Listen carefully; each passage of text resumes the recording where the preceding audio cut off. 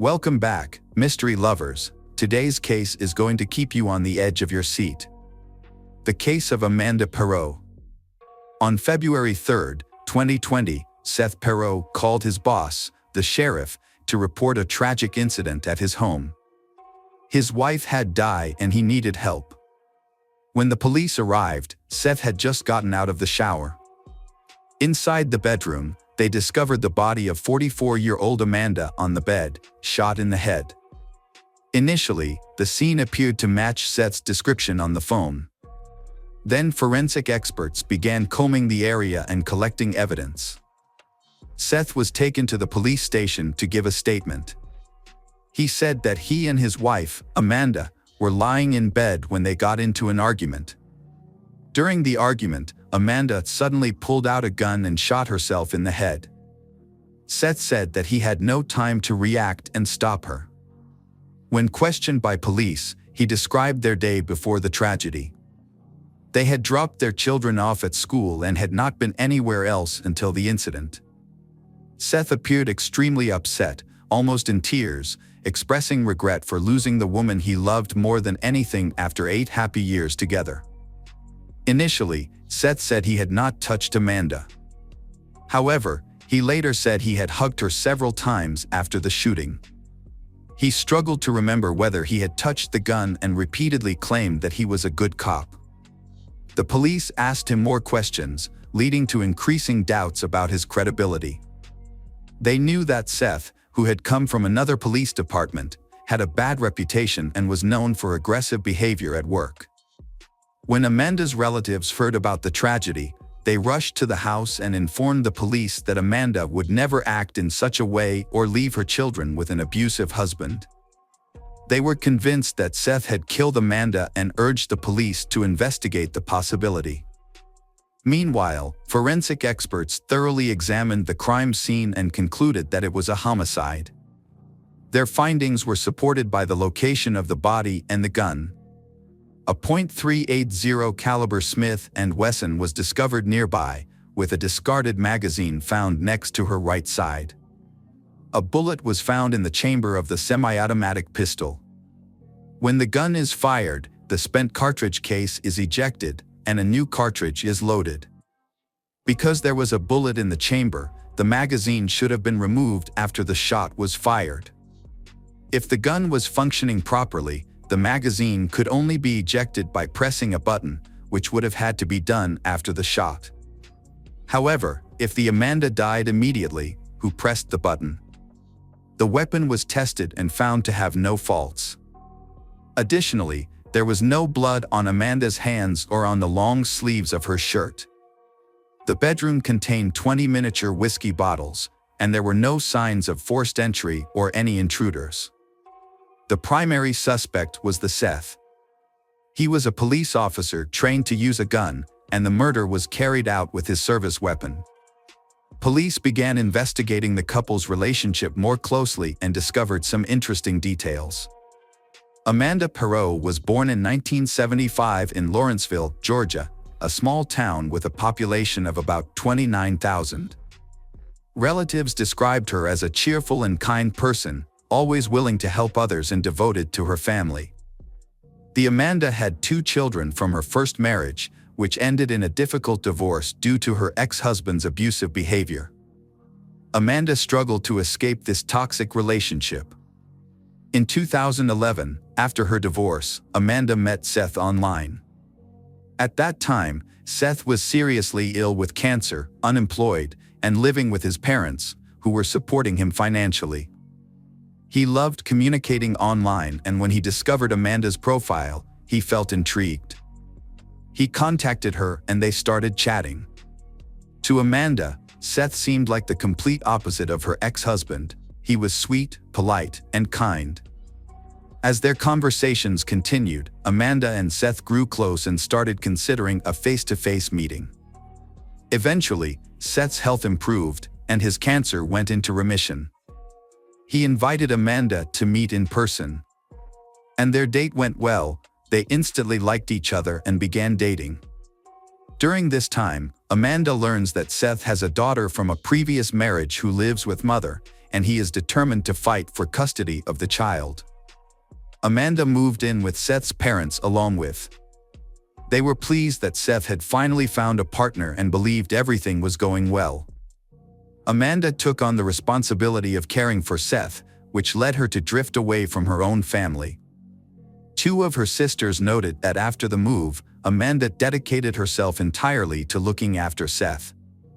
She also worked and took care of her children, leaving her little time to connect with family and friends. It was a challenging period for Amanda, but she never complained. Seth insisted that Amanda quit her job to be with him all the time, and his fairly wealthy parents supported this decision. Over time, Amanda's relatives lost touch with her. She stopped attending family gatherings, missing Christmas and Thanksgiving. She also ceased to personally congratulate her relatives on their birthdays, choosing instead to do so only by phone. Amanda became focused entirely on Seth and the children, celebrating all holidays with his family. Seth then took Amanda's cell phone, saying she didn't need it because she was always home with him. Amanda didn't have a phone, so her family couldn't contact her. Seth controlled every aspect of Amanda's life and wouldn't let her leave the house alone. After 5 years together, Seth and Amanda secretly married on June 23, 2017. Only their children attended the wedding. They didn't invite anyone else or tell anyone about this important moment in Amanda's life. Many believe that Seth married Amanda primarily for his own interests.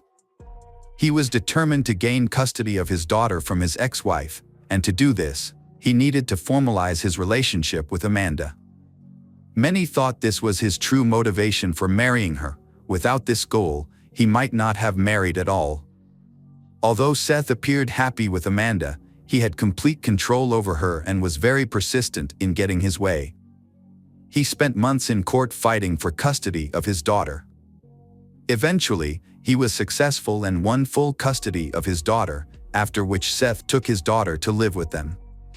Amanda had no say in family decisions and was completely submissive to his decisions. In 2018, Seth's father purchased a beautiful house for them near the lake, and the family moved in. Amanda remained a housewife, as Seth did not allow her to work. A year later, Seth secured a job as a patrolman with the Tenton Police Department.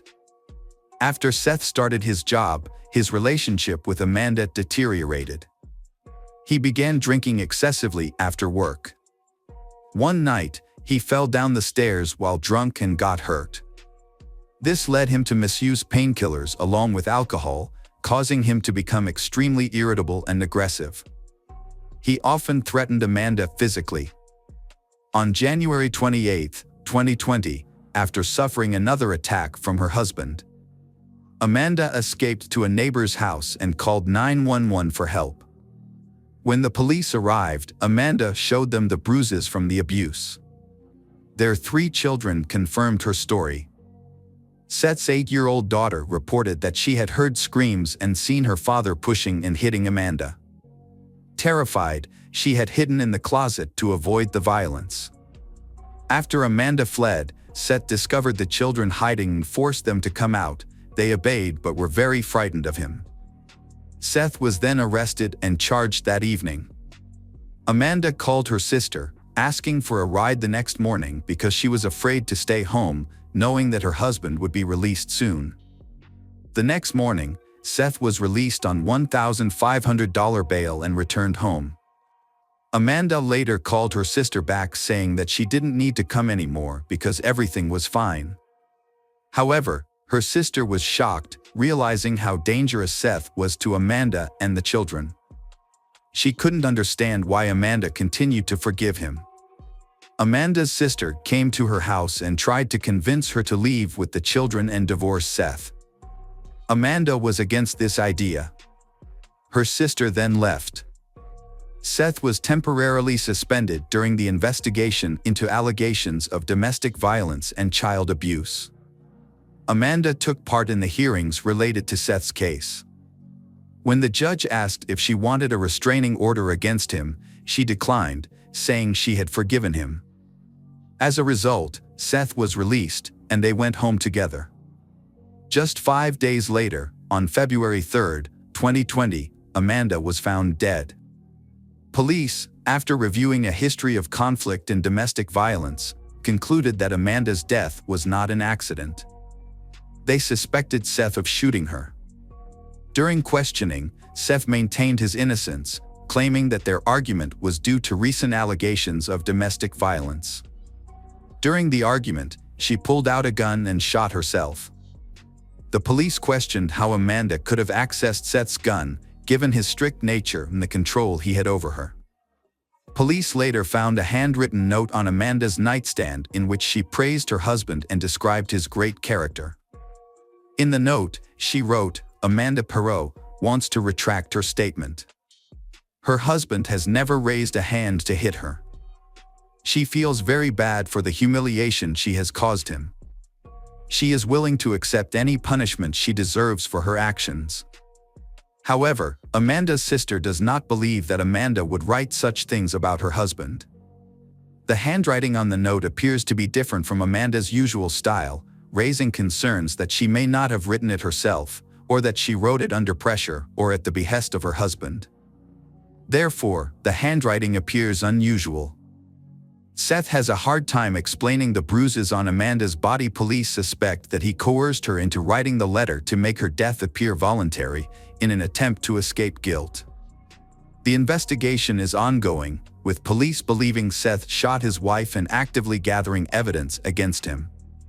They have interviewed the couple's friends and family to uncover more about the history of domestic violence in their relationship. Neighbors reported hearing screams from the couple's house almost daily and often saw Seth intoxicated. The community was aware that the couple frequently argued, with Seth being the aggressor when he drank. Amanda, on the other hand, appeared to be a quiet and modest person, and neighbors never saw her drinking. There were multiple instances where neighbors witnessed Seth dragging Amanda by her hair in their driveway.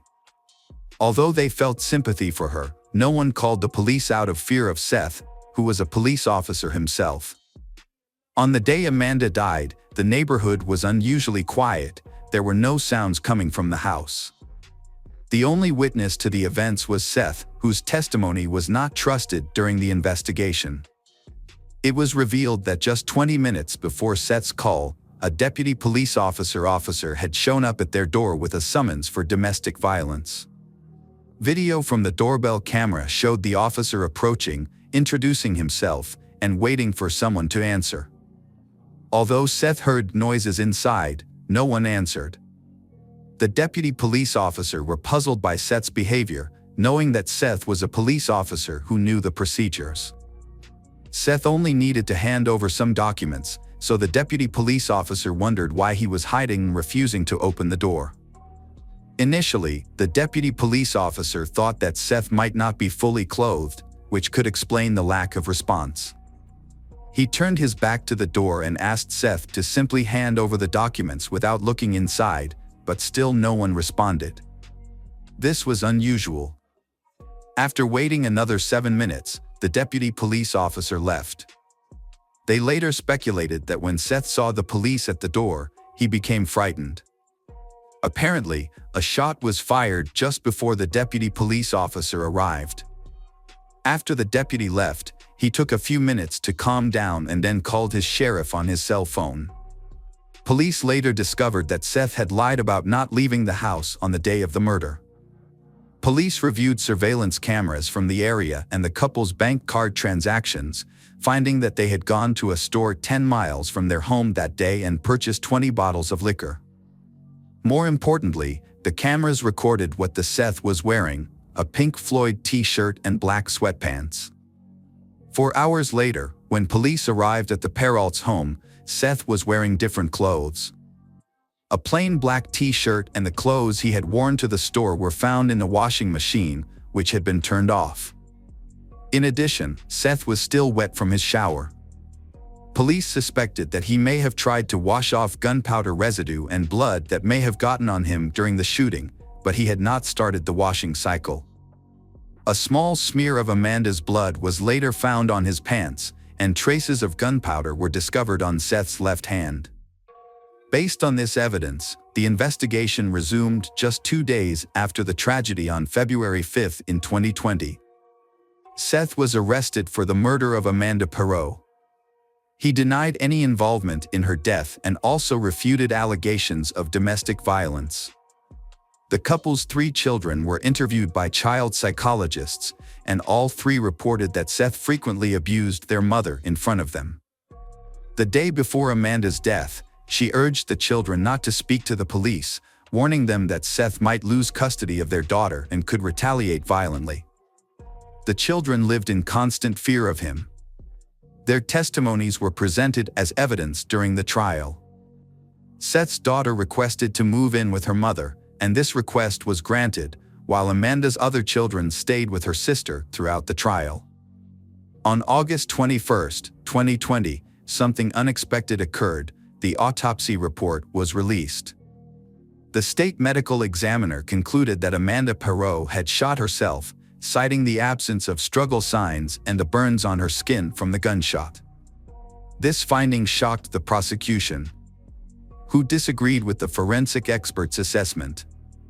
The trial began on November 3, 2020, with the prosecution presenting all the evidence that Seth was guilty: gunpowder residue on his hands, blood on his unwashed clothes, discrepancies in the placement of Amanda's body in the gun, and most importantly, Seth's motive for killing his wife. Despite this evidence, Seth maintained his innocence. His attorney argued that changing clothes and showering were not important. Seth simply chose to shower during the day and made no attempt to hide anything. The bloodstain may have been from a previous incident where Amanda accidentally hurt herself. However, the presence of gunpowder on Seth's hands was unexplained. It was suggested he might have gotten it while at the police station. The lawyer pointed out that even the state medical examiner concluded Amanda shot herself, as there were no clear signs of a struggle. While burns on her body indicated she was shot from a close distance, the prosecutor claimed that Seth had given her alcohol and drugs, preventing her from defending herself. Amanda's phone had photos of her with a bruise under her eye and a split lip, as well as videos of her husband threatening her, which she had recorded secretly. In a message to her sisters, Amanda said, "Seth just choked she until I almost lost consciousness. He split she lip." The prosecutor noted that a gun magazine was found next to her right hand, while a firearm with a loaded cartridge was located about 1.5 meters away against the wall and ceiling. Blood was also found on the bedspread, with 2 cartridges present, suggesting that the crime scene had been staged. This was in contrast to Seth's claim that he had not touched or moved the body or the gun. The sister of the Amanda testified in court that Amanda had told her just days before the tragedy that if anything happened to her, it would be at the hands of her husband. Police chief reported that when he received the call about Amanda's death, Seth initially mumbled something incoherent before suddenly screaming. Only after he calmed down was he able to explain what had happened. Additionally, Seth's cellmate testified during the trial, claiming that Seth confessed to him about killing his wife. He described how Seth had given Amanda alcohol, sedatives, and painkillers on the day she died, which caused her to lose consciousness, after which he shot her. A toxicology report confirmed that Amanda had high levels of alcohol and drugs in her system at the time of her death. On February 25, 2022, after 2.5 hours of deliberation, the jury found Seth Perot, 45, guilty of murder. He was sentenced to life in prison without parole. Seth's lawyers were furious with the verdict, claiming that there was no direct evidence to prove his guilt. Following the verdict, Seth Perot's new legal team filed its first appeal, which was denied.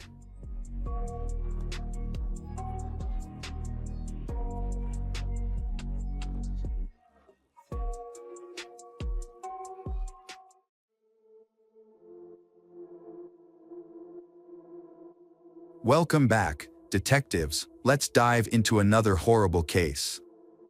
The case of Adrienne Jones. Adrienne Jessica Jones lived in Mansfield in 1995. At the age of 16, she made a strong impression on the surrounding community with her beauty. Adrienne was known for her hard work in school and her passion for sports, becoming a role model for many. In 1995, Adrienne was a junior at Mansfield High School. From the moment she started studying there, she quickly became a beloved figure. Her friends and teachers admired her kindness, intelligence, and positive spirit. Adrienne was an excellent and ambitious student. She took advanced classes and spent a lot of time studying every day. Her efforts were rewarded with high grades. After graduating from high school, Adrienne planned to become a veterinarian. In addition to her studies, Adrienne is also a talented athlete. She was a member of the women's soccer team and showed impressive skills. However, after an injury, she switched to the women's cross-country team. This shows Adrienne's perseverance and adaptability in both her studies and her sports. The decision to join the cross-country team helped Adrienne maintain an active lifestyle and improve her fitness. She accepted this new challenge and worked hard to improve her fitness. With her determination and dedication, Adrienne quickly became an important member of the team. In addition to her studies and sports activities, Adrienne also worked 20 hours a week at the fast food restaurant Golden Fried Chicken. She loved the attention, especially from teenage boys in Mansfield. A close friend described her as a flirt. Adrienne spent about 2 hours a day carefully applying makeup, always wanting to look perfect. Adrienne was a normal, well-behaved teenager who still tested her parents' boundaries. She had 2 younger brothers and was well protected by her parents. Due to the high crime rate in Mansfield, her parents imposed a curfew after 9 p.m. on weekends to ensure her safety. When Adrienne wanted to go out, such as to an amusement park or the movies, she had to notify her parents and show them her ticket as proof. To prevent her from sneaking out, her father even nailed her bedroom window shut. Although it was not frequent, there were a few times when Adrienne sneaked out in the middle of the night to meet up with friends. On Sunday, December 3, 1995, Adrienne was allowed by her parents to stay up late to talk on the phone with her boyfriend, Tracy Smith. Tracy was away on a family trip for the weekend, but Adrienne was desperate to get in touch with him. While they were talking, another call came in. Adrienne's mother heard her daughter was calling Tracy. When her mother asked who was calling, Adrienne said it was David, her cross-country teammate. Adrienne said David seemed upset about something. The next morning, Adrienne's family woke up as usual to get ready for work. When Adrienne's alarm clock continued to ring in her room, her mother began to worry. She went to check on her and found that Adrienne was disappeared. Her bed was made as if no one had slept in it the night before. Adrienne's mother tried to stay calm when she realized that her 16-year-old daughter was missing. At first, she thought Adrienne might have gone for a morning jog, but she quickly dismissed the idea when she saw that her daughter's running shoes were still in her room. Although Adrienne sometimes snuck out in the middle of the night to meet friends, she had never stayed out all night like this. Concerned for their daughter's safety, Adrienne's parents called the police. However, they had no idea that miles away, a man had just made a horrifying discovery on his farm. At approximately 7 a.m., on Seton Road in Grand Prairie, Texas, about 10 miles from Mansfield, a man discovered something unusual while going to get his mail. He noticed that the gate to his home had been knocked down. Curious, he decided to check and witnessed a horrifying scene. At first, he thought it was the carcass of a dead animal on the road, but as he got closer, he realized it was something much more horrifying. A man discovered the body of a young woman and quickly called the police. When police arrived at the scene, they witnessed a horrifying scene. The young woman had been shot twice, with obvious wounds to her left cheek and forehead. It was clearly a targeted murder. In addition, police discovered the young woman with a severe head injury, along with numerous scratches and bruises on her arms and legs. These injuries may have been caused by her running over the barbed wire fence in front of the farm in a desperate attempt to escape. Police found the teen wearing pajamas, as if she was getting ready for bed before she was murdered. They suspected that the case may be gang-related or drug-related, given the execution-style nature of the murder. After finding the body, Grand Prairie Police quickly sent out a notification to agencies in the area. The notification included basic information about the victim, such as age, height, weight, and other identifying characteristics. The goal was to share information and increase awareness, in the hopes of finding a connection between the victim and missing persons cases reported to other agencies. Mansfield police quickly identified the teen murdered in Grand Prairie as Adrienne. They contacted Grand Prairie Police to coordinate the investigation. The next step was to break the sad news to Adrienne's family. Upon hearing the news of her daughter's murder, Adrienne's mother was devastated. Since Mansfield is a small town, news of Adrienne's death quickly spread to Mansfield High School, where she attended.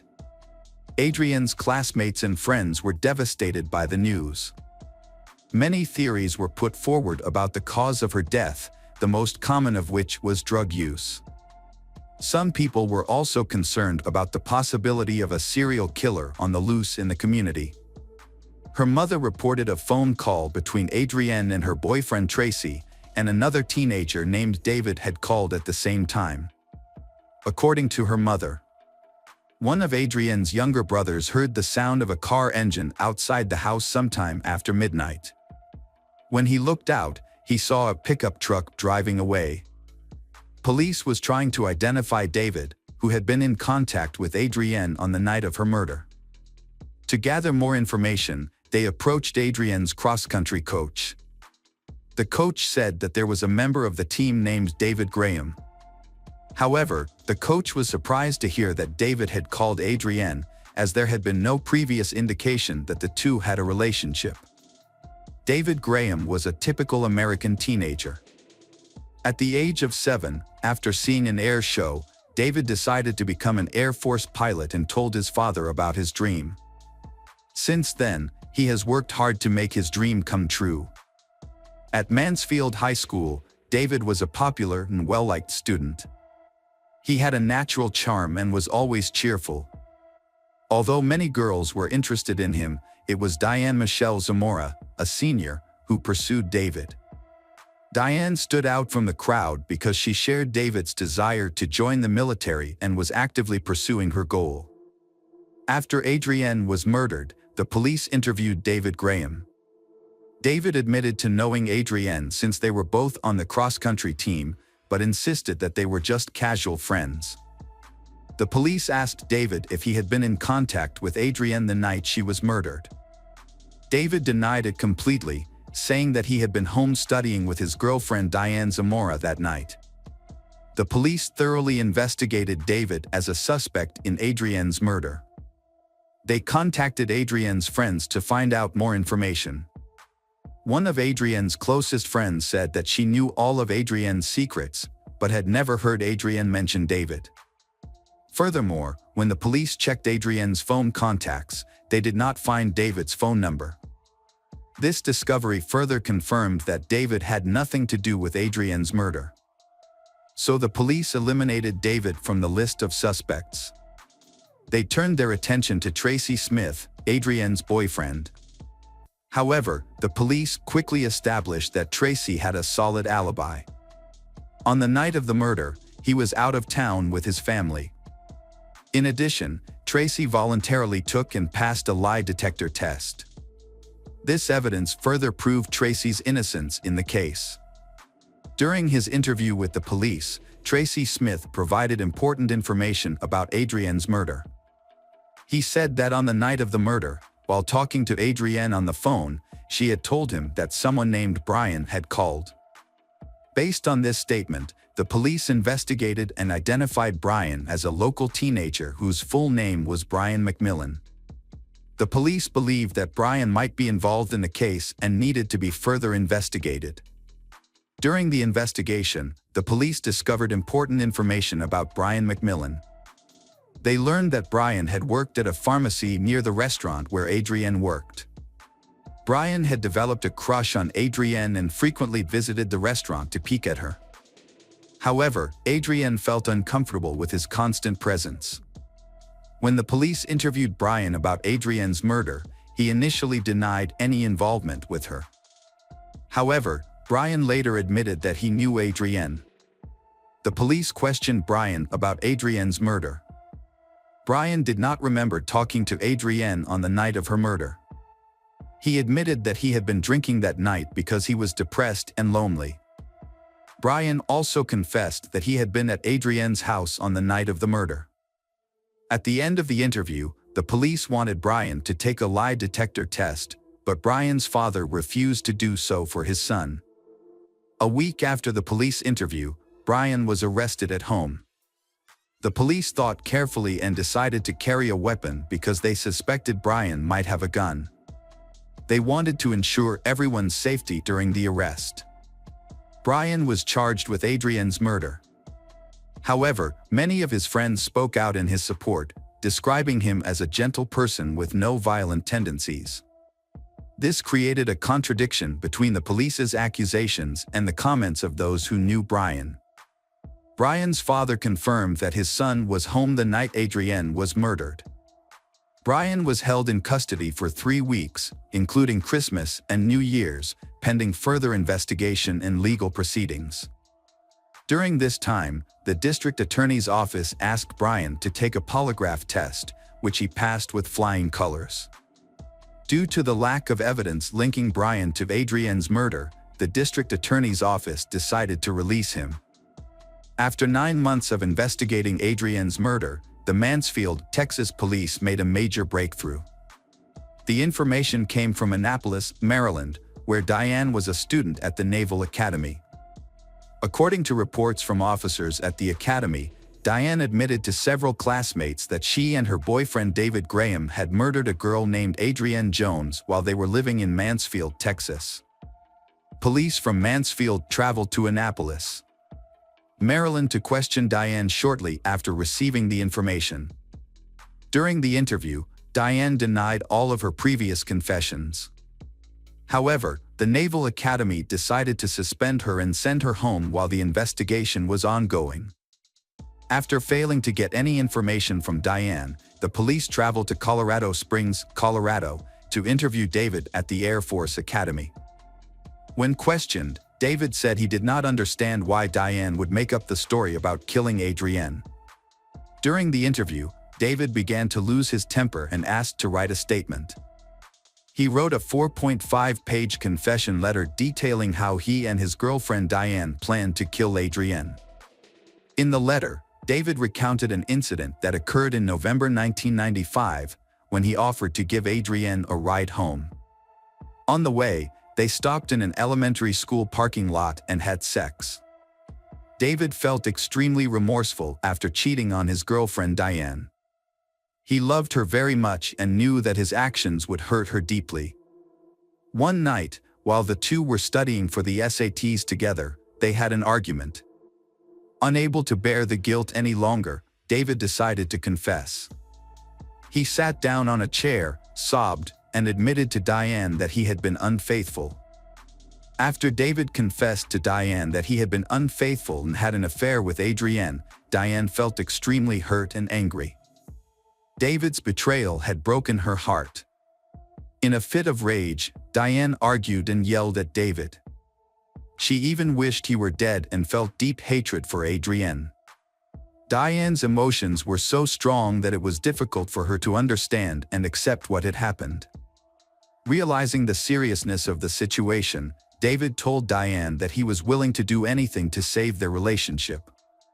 David revealed that he and Diane had decided that in order to save their love, they needed to kill someone. They chose Adrienne as their victim. In his confession letter, David recounted that on December 3rd, he called Adrienne and arranged to meet her secretly late at night. He told Adrienne not to tell anyone about the meeting. David had originally planned to meet Adrienne alone, kill her, and dump her body in a lake. However, at 2:30 a.m., David picked Adrienne up in his car, and Diane secretly accompanied him by hiding in the back seat. David drove to a remote location 10 miles from town. Here, he turned off the highway and onto a road called Satan Road. David stopped the car on the side of the road. Adrienne gently adjusted her sitting position, thinking that she and David were about to have a private moment. However, David had silently called Diane out of the trunk of the car. Diane appeared from behind, walked around the front of the car, and approached.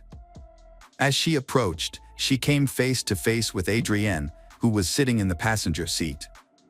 Diane attacked Adrienne with a dumbbell from David's exercise equipment. Despite being badly injured, Adrienne escaped through the window of David's car. David and Diane panicked, so David grabbed a 9mm Makarov and chased Adrienne.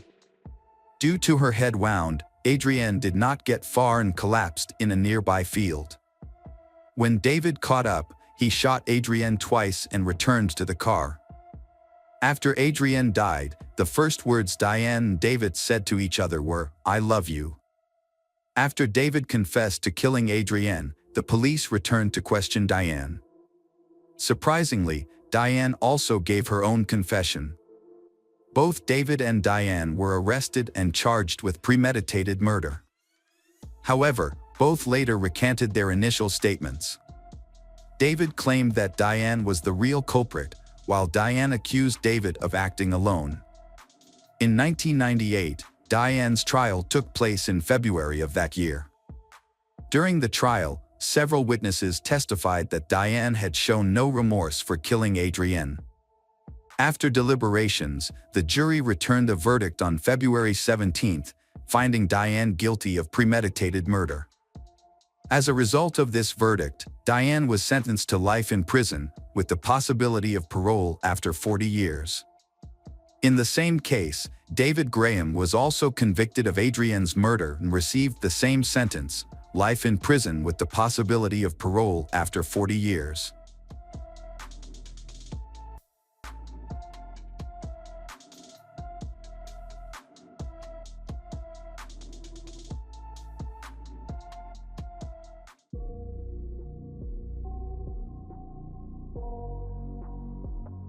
Hi everyone, thanks for returning. Let's unravel another perplexing mystery. The case of Romina Celeste Núñez. Romina Celeste Núñez was born in 1990 in Asunción, the capital of Paraguay. She is the oldest of two daughters. After her parents' divorce at a young age, her mother, Miriam Rodriguez, single-handedly raised the girls. Despite her ex-husband's lack of financial support and interest in their daughters, Miriam worked several jobs to support her family financially. When she was still a schoolgirl, Romina got a job in order to help her mother and younger sister. At 17, she began a dating relationship with a man named Christopher. He pursues her romantically and they make plans for the future together. When Romina discovered she was pregnant, she informed Christopher. Rather than being supportive, he gave her a difficult choice. She had to decide between ending the pregnancy or breaking up with him.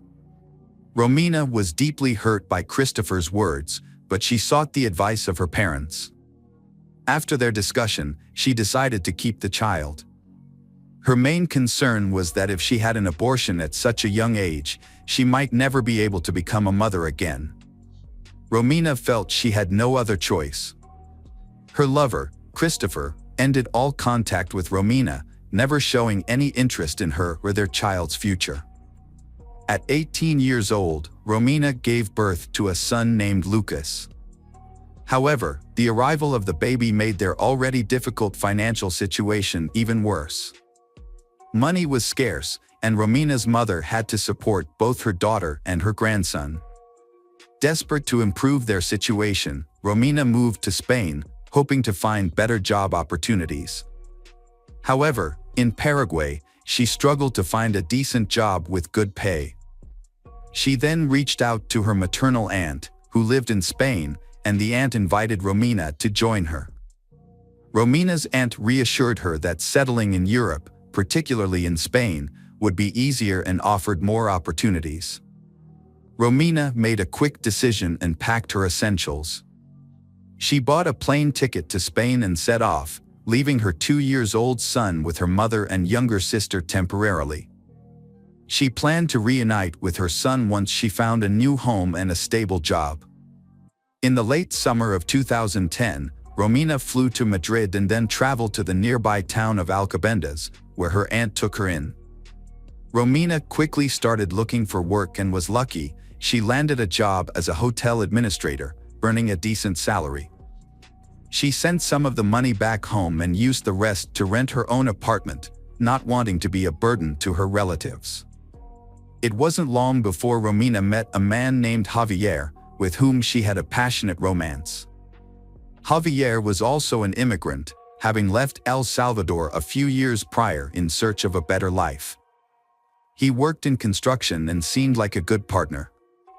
Romina's situation became complicated when she became pregnant.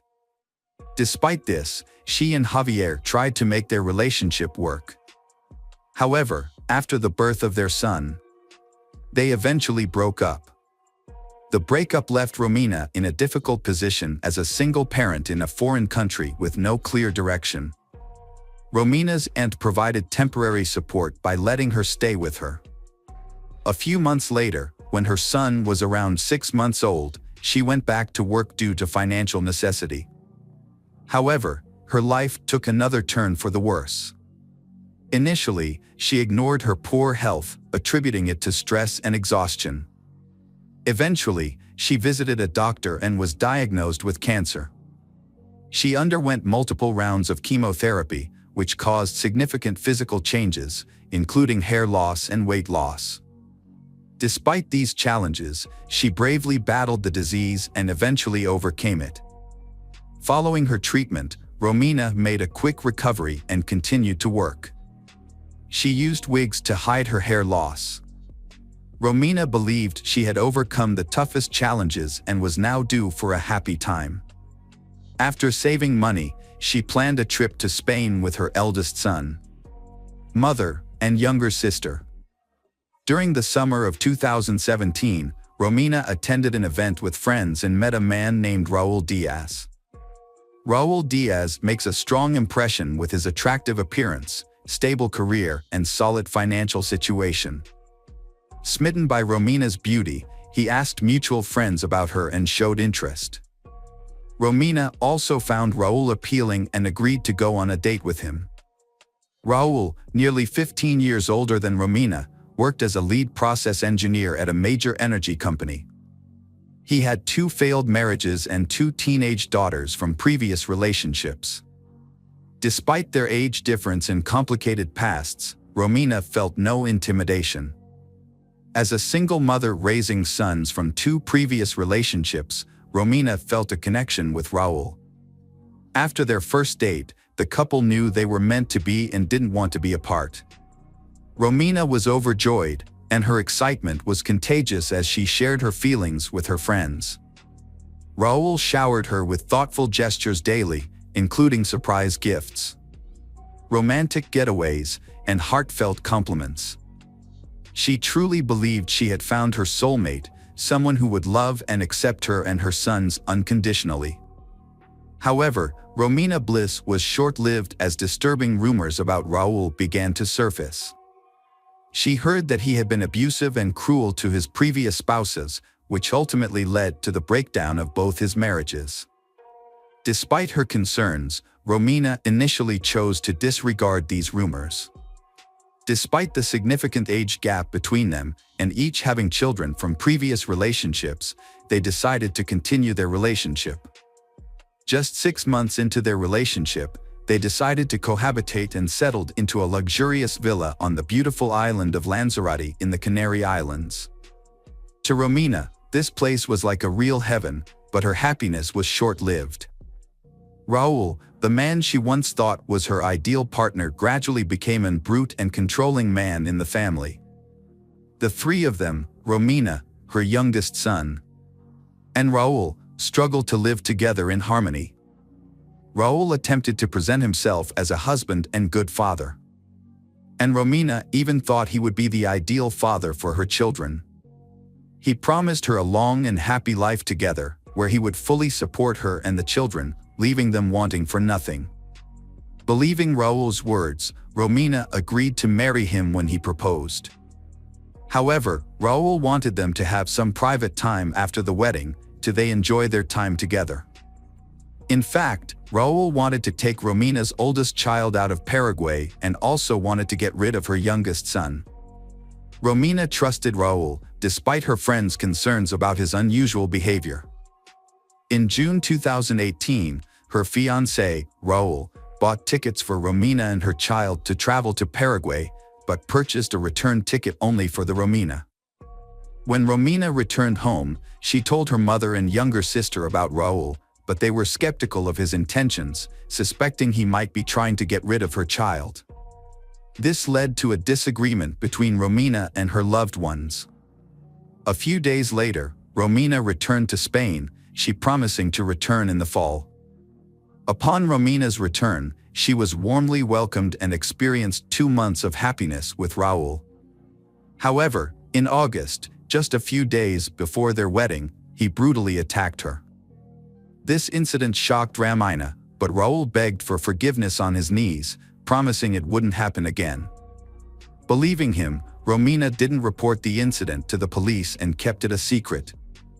On August 10th, she held a wedding with Raul, covering up her bruises and marrying the man who would later take her life.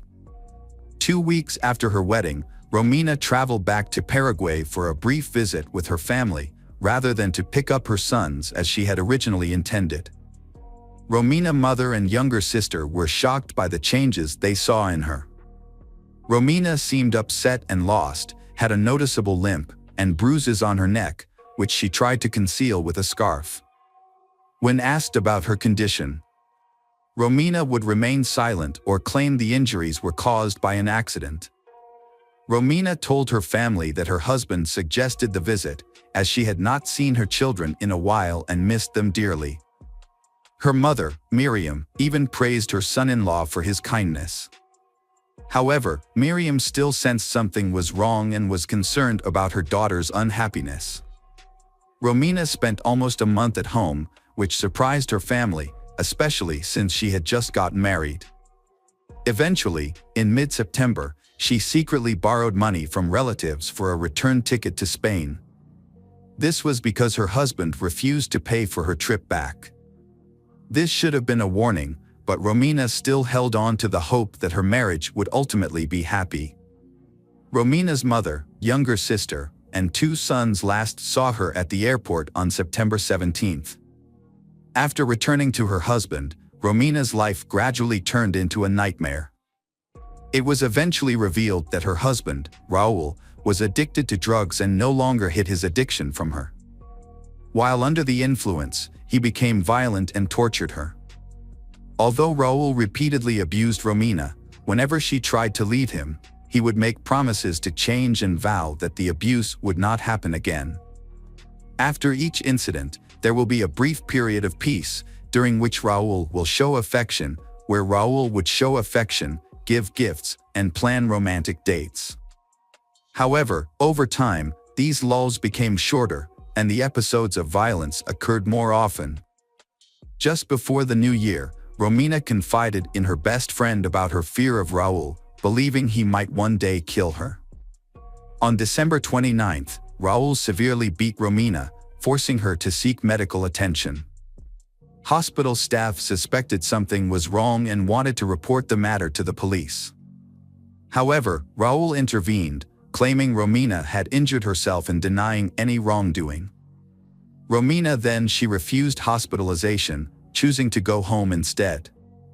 On January 1, 2019, Miriam, Romina's mother, attempted to reach her daughter by phone multiple times, but Romina didn't answer.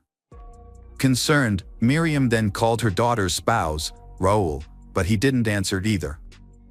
After several days of not hearing from her daughter, Miriam sent a message to Raul stating that she was going to report this to the police if she didn't get any feedback. Raul immediately responded by calling Miriam back and explaining that he and Romina had an argument on December 31st.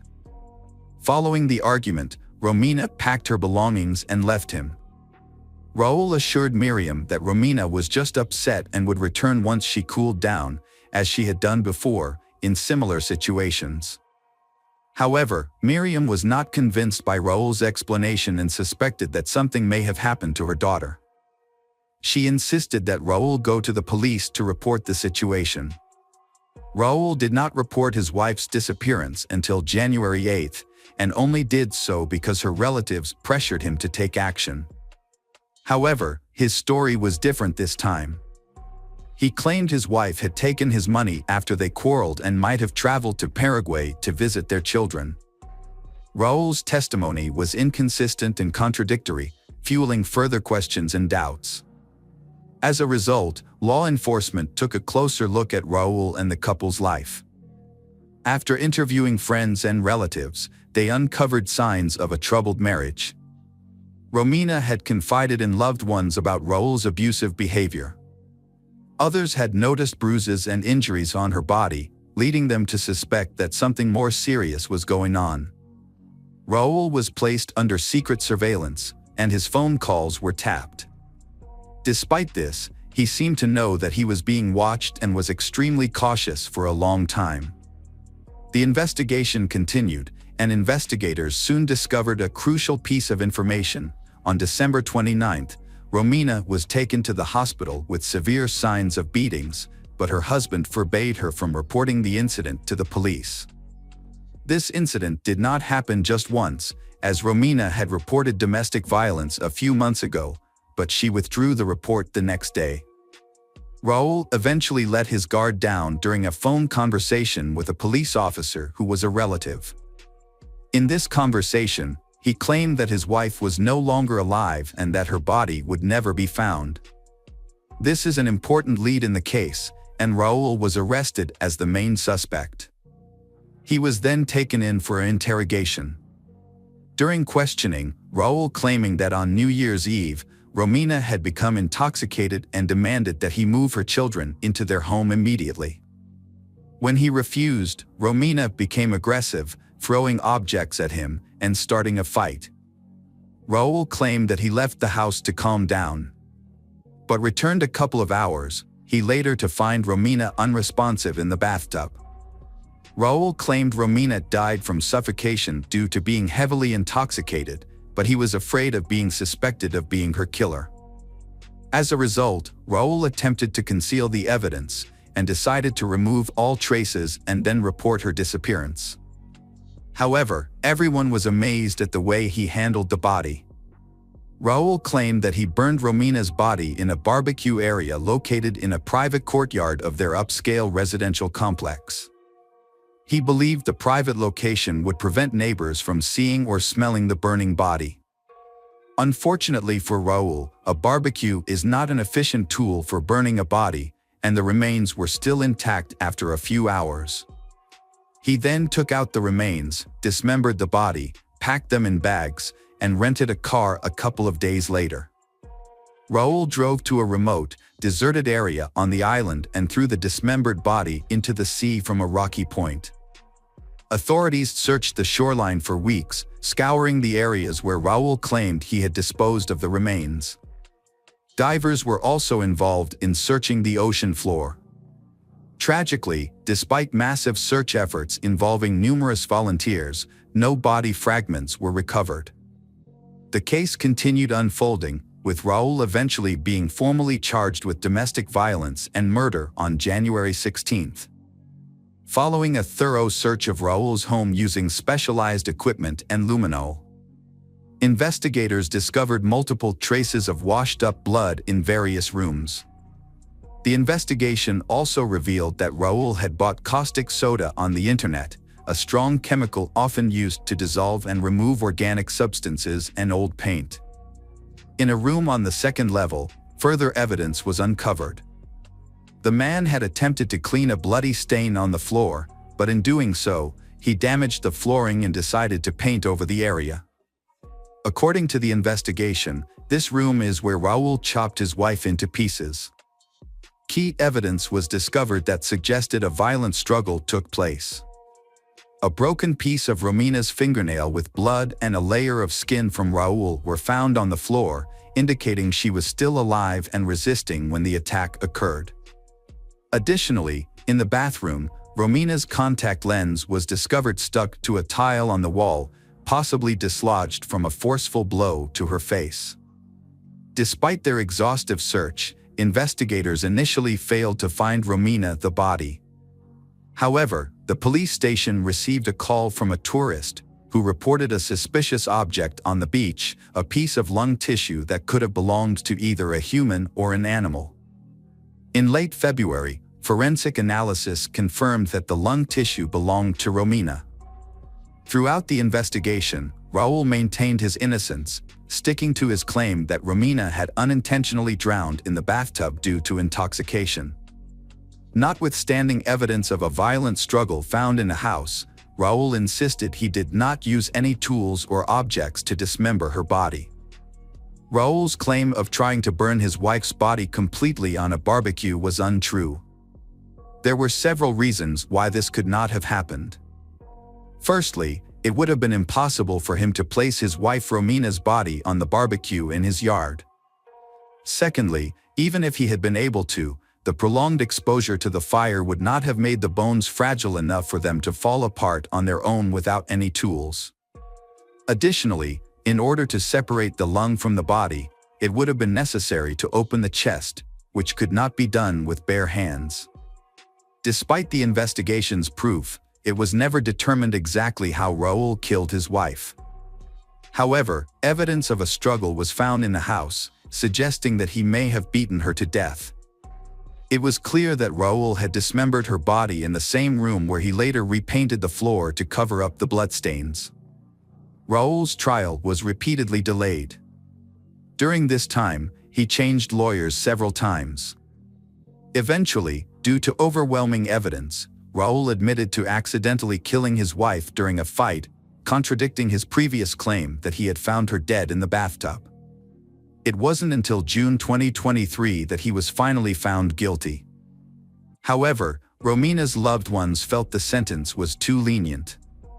Raul received a sentence of 12.5 years for involuntary manslaughter, 2 years for domestic violence, 1 year for the physical harm inflicted on Romina in December 2018, which resulted in her hospitalization, and several months for physical abuse. The combined punishment for all the offenses was almost 16 years in prison. Raul is currently serving his sentence, but at the same time, he is trying to have the court's decision overturned by filing appeals.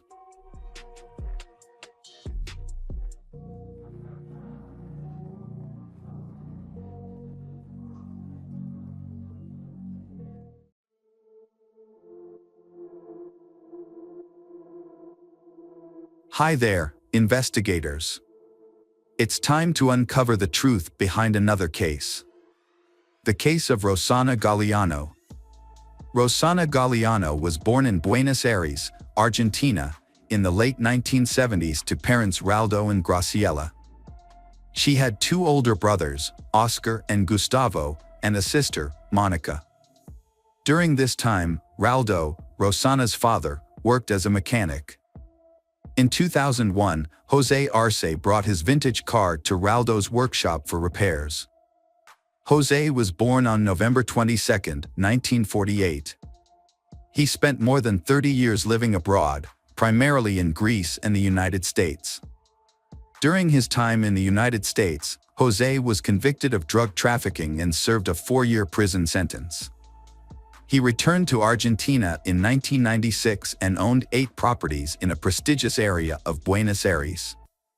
Despite their significant age difference, Jose and Rosana began dating shortly after meeting at her father's shop. At the time, Rosana was without a job and kept to herself, while Jose appeared to be financially stable. However, his wealth actually came from his mother, Elsa, who lived in the United States. Jose, who is 52 years old, proposed to Rosana, who is 22 years old. Rosana's mother, Graciela, expressed concerns about their significant age difference. Jose dismissed her worries, claiming that love knows no age. Rosana reassured her mother that she wanted to marry Jose, and they tied the knot on November 17, 2001, after a 7-month courtship. Jose initially thought his friendly and intelligent personality was the reason Rosana was attracted to him. They soon had a son, Geronimo. However, Jose's true nature soon became apparent, a controlling and jealous person. He frequently belittled Rosana and her family, and has eventually turned physically abusive, leaving Rosana feeling trapped and fearful. Jose's ownership of 2 guns added to his intimidating presence, allowing him to maintain control over Rosana. Her family was aware of the situation and the pain it caused. Jose often flaunted his guns in front of visitors or when visiting others. On one occasion, Rosana's brother Oscar witnessed Jose physically assaulting her while they were painting their house. On another occasion, Rosana's father observed bruises on her back, bruises that she explained were caused by Jose dragging her on the ground. Rosana and Jose had their second child, but their relationship continued to deteriorate. Jose's hot temper and lack of respect have repeatedly strained their relationship, making it difficult for her to maintain a healthy home for her children despite her best efforts. The situation was further complicated by Jose's mother, Elsa, who would visit from time to time and exert control over their household decisions. By 2006, Rosana had suffered severe abuse at the hands of Jose and decided to report him to the authorities for domestic violence. A few months later, Rosana filed a second complaint, this time she requesting a medical examination to document her injuries. Rosana opened up to her sister Monica about her struggles, and they made a promise to stay connected and be there for each other whenever Rosana needed assistance. Monica becomes Rosana's rock, comforting and supporting her emotionally during difficult times. Whenever Rosana visited Monica's apartment with her children, Jose would often dictate when they had to return home, threatening to harm her. He frequently belittled Rosana, questioning her ability to be a mother. Ultimately, Rosana decided to leave Jose and move in with Monica, leaving him to stay in their house alone. Rosana filed another complaint and sought a divorce, which led to a restraining order being issued against Jose. As a result, they were only allowed to meet at a neutral location in El Remanso Exel de la Cruz, as arranged by the court, for Jose to visit their child. During one of her visits, Rosana confided in Daniel Gonzalez, a married man, who worked as a gardener and lived nearby with his own daughter. Although there were rumors about a relationship between Rosana and Daniel, this was never confirmed. Meanwhile, Jose continued to make threats against Rosana, including a disturbing voicemail, in which Jose explicitly threatened to kill her, and she shared this message with her brother Oscar. In 2007, Rosana met Oscar Lugo at a bar while socializing with friends. He was 32 years old, lived in Marino, and worked in a sewing workshop. They quickly connected, exchanged numbers, and began dating. Oscar was a kind, attentive, and gentleman who listened to Rosana. At 29 years old, Rosana felt like she was rediscovering a life she had almost forgotten. However, their budding relationship was soon threatened by Rosana's ex-husband, Jose. He closely monitored Rosana's activities and was aware of her new relationship with Oscar. Jose wants to prevent his divorce from Rosana and is terrified when he hears that Rosana has started a new relationship. He offers give Rosana a truck in exchange for ending her relationship with Oscar Lugo, but she refuses. When Rosana had a severe nervous breakdown, it was Oscar who accompanied her to the hospital. Out of desperation, Jose devised a plan with the help of his mother Elsa. They secretly planned to hire an assassin to kill Rosana. On January 16, 2008, Rosana and her sister Monica went to El Reno to pick up Rosana's 2 sons, aged 4 and 3, from their father Jose. However, Jose delayed the handover, making excuses. At 9:15 p.m., Jose called Rosana, claiming their son Geronimo had a fever and that he would take him to the hospital and return him the next day. Rosanna insisted on taking care of Geronimo herself, but the call ended abruptly. Rosanna then sent a casual text message to Oscar Lugo at 9:53 p.m. about their plans for the next day. At 10 p.m., Rosanna and Monica sat down for dinner when Jose called again. This time, Rosanna stepped out into the garden to get better phone reception. Unbeknownst to her, a person was hiding behind the trees. As she was on the phone, the person emerged and shot Rosanna 4 times with a .45 caliber gun.